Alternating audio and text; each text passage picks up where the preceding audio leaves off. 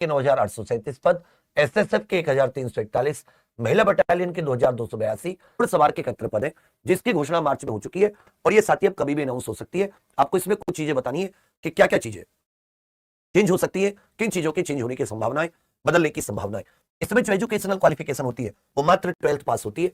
पुरुष के लिए अगर आप जनरल ईडब्ल्यूएस कैटेगरी से हैं तो एज 18 से 22 और एज जो काउंट होगी वो 1 जुलाई को काउंट होगी।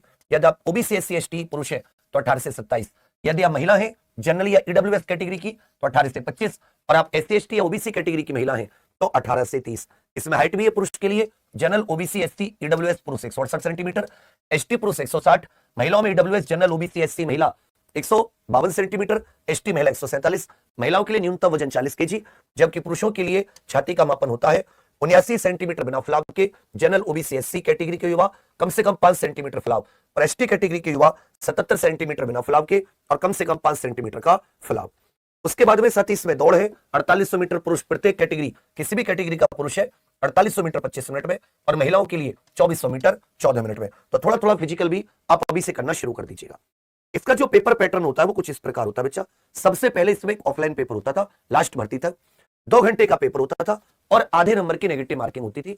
आधा नंबर अगर आप गलत उत्तर देते आधा नंबर कट जाता था, यदि आप सही उत्तर देते तो आपको 2 नंबर मिलते थे। इस प्रकार 4 सब्जेक्ट होते थे, जीके, हिंदी, मैथ्स, रीजनिंग और टोटल मिला के लगभग सबके चारों के बराबर बराबर क्वेश्चन 38 37 38 37 150 क्वेश्चन, हर एक क्वेश्चन 2 नंबर का होता था। 300 नंबर में से फाइनल मेरिट लगती थी।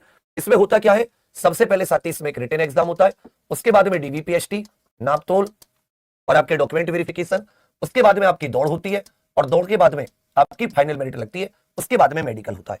अब इसमें कुछ समय पहले, एक हफ्ते पहले लगभग मान लीजिए, एक साथी नोटिस सा वायरल हुआ था जिसमें भर्ती बोर्ड ने जो अपना शासन है, मतलब जो सरकार है, उसको एक अनुशंसा दी है, सिफारिश की है कि जो उत्तर प्रदेश पुलिस कांस्टेबल की नियमावली है उस नियमावली में परिवर्तन करके ये जो नेगेटिव मार्किंग है इसको हटा दिया जाए और इसकी जगह नेगेटिव मार्किंग को समाप्त करके जो सेक्शनल कट ऑफ होती है इसे 30%।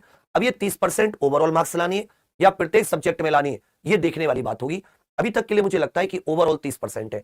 नेगेटिव मार्किंग हटने से लाभ नुकसान क्या है? जो अच्छा स्टूडेंट है, जो एक्यूरेसी पे फोकस करता है, जितनी चीजें आती है केवल उस पर ध्यान देता है, 100% सिलेबस करके जाता है, उसके तो थोड़ा सा नुकसान है। क्यों? क्योंकि अब जो बिल्कुल भी नहीं पढ़ के गया या बिल्कुल आधा अधूरा पढ़ के गया, मान लो उसने 100 क्वेश्चन सही कर दिए, अब वो 50 क्वेश्चन पे मारेगा तुक्का। 50 में से मान लेता हूं उसके तुक्के में 20 क्वेश्चन सही हो गए, 30 क्वेश्चन गलत हो गए। तो जो 30 क्वेश्चन गलत कर रहा है, नॉर्मल केस में अगर नेगेटिव मार्किंग होती तो उसका 15 नंबर नेगेटिव हो जाते, क्योंकि आधा नंबर एक क्वेश्चन के लिए नेगेटिव था। लेकिन अब नेगेटिव मार्किंग खत्म होने से अगर वो 30 क्वेश्चन गलत भी करता है उसको कोई फर्क नहीं पड़ेगा। 100 क्वेश्चन तो उसने वैसे ठीक किए थे तो 200 नंबर तो वैसे बन गए और 20 क्वेश्चन उसके तुक्के में सही हो गए, 40 क्वेश्चन उसके 40 नंबर और बन गए, तो उसके 240 बन गए। जहां उसके कितने बनते, 100 दूनी